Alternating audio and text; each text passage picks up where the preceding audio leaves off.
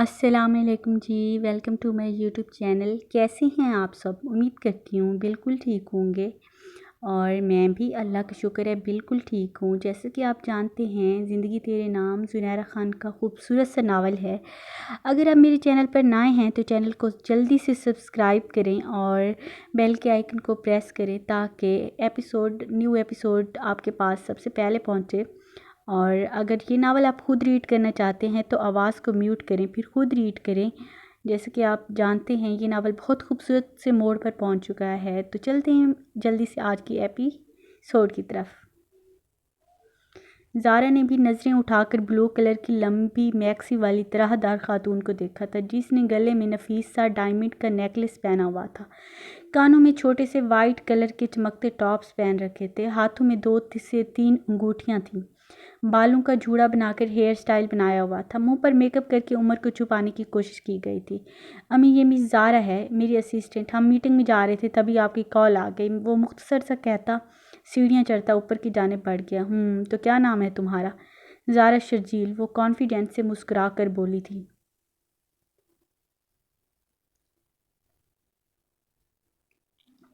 اوہ nice, وہ سر کو ہلکا سا خم دے کر مسکرائی تھی۔ بیٹھو، انہوں نے اشارہ کیا تھا اور ٹیبل پر پڑا میگزین اٹھا کر ورک گردانی میں مصروف ہو گئی تھی۔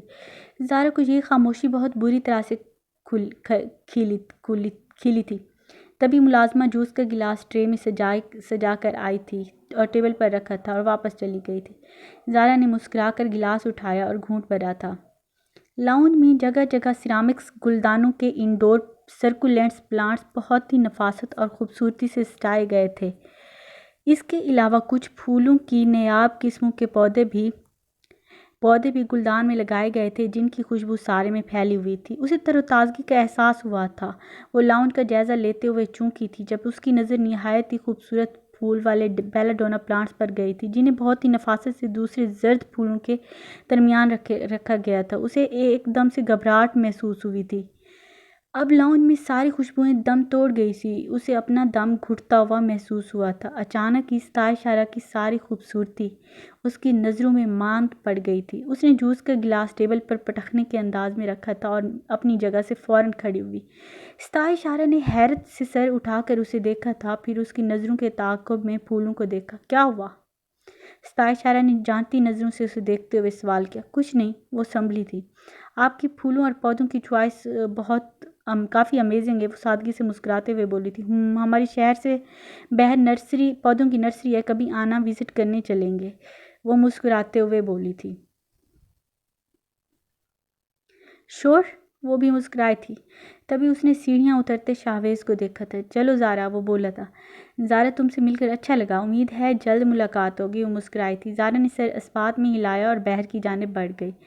راستے میں بادل ایسے برسے کہ ہر طرف سڑکوں پر پانی جمع ہو گیا، ہر طرف اندھیرا سا پھیل گیا۔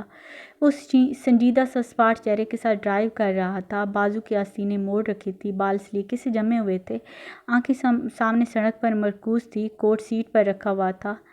وہ اس وقت لاپرواہ سے حلیے میں ملبوس تھا، کف کے بٹن کھلے ہوئے تھے۔ زارا نے ایک چور نظر اس پر ڈالی، اس کے دل نے شور کیا تھا۔ سر، آپ نے خواہ مخواہ زحمت کی، آپ کسی بھی ملازم کو کہہ دیتے وہ مجھے گھر چھوڑ آتا، یا پھر میں خود چلی جاتی۔ مس زارا آپ کے معاملے میں کسی پر اعتبار نہیں کر سکتا، سنجیدہ لہجے میں بولا تھا۔ کیوں؟ پتہ نہیں، اس نے کندھے اچکائے تھے۔ سر، کوئی تو وجہ ہوگی، وہ بولی تھی۔ شاید وجہ ڈر ہے، آپ شاید پچھلے واقعے کو بھول گئی ہوں گی، میں نہیں بھولا۔ سر، آپ بھی تو میرے لیے اجنبی ہیں، میں آپ پر اعتبار کیوں کروں؟ تم نہیں کرتی اعتبار زارا، اور میں چاہتا بھی نہیں ہوں کہ تم مجھ پر اعتبار کرو۔ عورت کو اعتبار صرف اپنے باپ، بھائی اور شوہر پر کرنا چاہیے، اس کے علاوہ کسی پر نہیں۔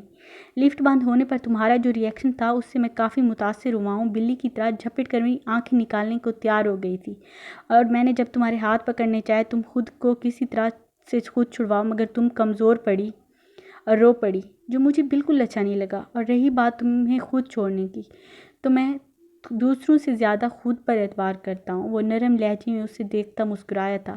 زارا بنا آنکھیں جھپکے ٹکٹکی باندھ کر اسے دیکھ گئی، جو نرمی سے بات کرتا رخ پھیر گیا تھا۔ سر میرے لیے آپ کو فکر مند ہونے کی ضرورت نہیں ہے، میں اپنا خیال خود رکھ سکتی ہوں، آپ کا اور میرا صرف اجنبیت کا رشتہ ہے، خواہ مخواہ اچھے بننے کی ضرورت نہیں ہے۔ وہ غصے سے بولی تھی۔ آئندہ اچھا نہیں بنوں گا، وہ بے نیازی سے بولا تھا۔ آپ اچھے کبھی تھے ہی نہیں۔ میں بننا چاہتا ہی نہیں ہوں، وہ بولا تھا۔ آپ بن بھی نہیں سکتے، وہ دو بدو ہو کر بولی تھی۔ شاویز نے اسے دیکھتے ہوئے آئی برو اچکائے تھے۔ مجھے بننے کی ضرورت بھی نہیں ہے۔ آئی گیس تم لڑائی کرنا چاہتی ہو اور میرا موڈ نہیں ہے، اور پھر میں کوئی بات کروں گا تو تم رونے لگ جاؤ گی، اور تم بہت غلط سوچتی ہو کہ مجھے تمہارے آنسوں سے کوئی فرق پڑتا ہے۔ میں لڑکیوں کے اس ڈرامے سے سخت بیزار ہوں، جہاں موقع ملتا ہے چند آنسو بہا کر مرد کا دل موم کر لیتی ہے۔ میں ان مردوں میں سے بالکل نہیں ہوں جن کو آپ کو عورتوں کے بارے میں بہت زیادہ انفارمیشن نہیں ہے۔ کتنی عورتیں ہیں آپ کی زندگی میں؟ وہ طنزیہ لہجے میں بولی تھی۔ میں اپنی آفس کے ایک معمولی سی ورکر کے ساتھ اپنی پرسنل لائف ڈسکس کروں گا، سیریسلی؟ وہ طنزیہ لہجے میں دیکھتا مسکرایا تھا۔ سر آپ بھی میرے بارے میں بہت غلط سوچتے ہیں کہ میں ابھی تک آپ کے حصار میں قید ہوں۔ آپ میرے لیے کچھ بھی نہیں ہیں۔ میری زندگی میں بھی کوئی ہے جس سے میں بہت پیار کرتی ہوں، اور وہ مجھ سے بہت محبت کرتا ہے۔ آپ بھی کسی خوش فہمی میں ہیں تو نکل آئیں، وہ ترشی لہجے میں کہتی تھی، کینہ توز نظروں سے اسے دیکھتے ہوئے بولی تھی۔ گڈ، یہ تو اچھی بات ہے۔ اس کے چہرے پر بہت گہری مسکراہٹ آئی تھی۔ یہاں روک دیں، یہ میرا گھر نزدیک ہے، میں پیدل چلی جاؤں گی، وہ بولی تھی۔ شاویز نے گاڑی روکی تھی۔ ذرا ایک منٹ، وہ جو اترنے والی تھی مڑی تھی۔ یہ میرا فون لے جاؤ، ہو سکتا ہے تمہیں ضرورت ہو، کل آفس میں نیا فون تمہیں دے دوں گا۔ وہ ڈیش بورڈ سے اپنا موبائل اٹھاتا اسے دیتا بولا تھا۔ سر اس کی ضرورت نہیں ہے، میں یہ فون ٹھیک کروا لوں گی، آپ کا بہت شکریہ۔ وہ پلکیں جھپکاتی غصے سے نیچے اتر گئی تھی۔ شاویز نے گہرا سانس کھینچا تھا۔ فون ڈیش بورڈ پر پھینکا تھا، گاڑی سٹارٹ کر کے اسے پیچھے کی طرف موڑا تھا۔